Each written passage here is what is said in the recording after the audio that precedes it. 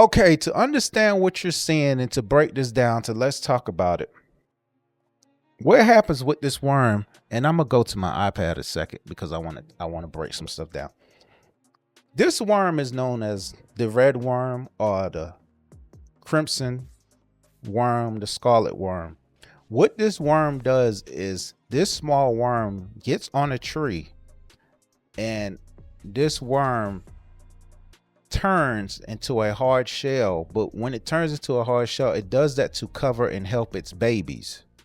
And while it's on the tree helping its babies, it actually puts out a dye, a red dye. And that red dye goes all over the tree.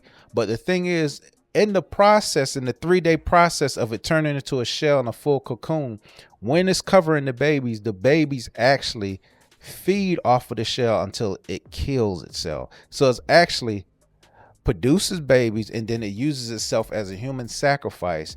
In 3 days, it produces enough food to help the other worms. Now, the thing about these other little worms that the crimson worm actually has in return, let me show you this. Let me go right here. If I can find my iPad real quick. Okay, so with this worm, right? Remember I was talking about that.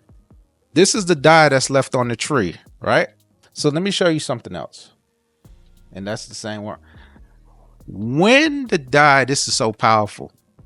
When the worm dies, it actually leaves the dye on the actual other worms, its offspring, so you can see the dye that's on it, that's on the worms. So the worm produces other worms, covers them for 3 days, and in the 3 days that is in this cocoon stage and this death, it actually bleeds out red dye that we use for red dye to this day, and it covers the other worms with its red dye. So this is the same red dye that you use for different things, far as tying ropes and things of that nature. So why am I showing you all this? We see some Bible verses there, right? So we're gonna get to that in a sec. So let me pull that back up. Don't forget about that, y'all. Don't forget about that dye. Let me go back here. I want y'all to catch and understand the significance behind that. There was a verse when Christ was hanging on the cross, and he said, Eli, Eli, sabachthani, which means, my God, why have you forsaken me? And I thought he just was saying that to be saying that, and come to find out he was actually quoting Psalms 22. Now, Psalms 22, when you start reading it, watch how powerful this is. When you get down to verse, let me show you in the Bible. When you get down to verse 6, right?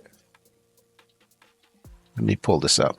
Now I'm opening up Psalm 22. That's that, my God, why are you forsaking me? And I know there's people didn't even know that he was actually quoting a scripture when he was on the cross.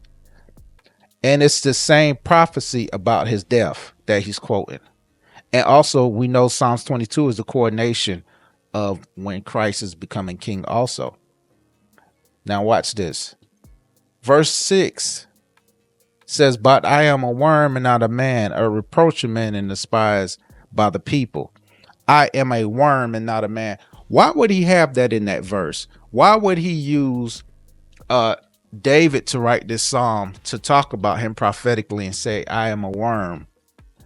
The same dye that a scarlet worm has, the 3-day process, the same red that looks like blood that stains a tree. I hope y'all catching on to this.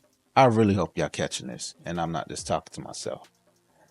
The same blood, you get what I'm saying? The same significance, the same dye that stains a tree.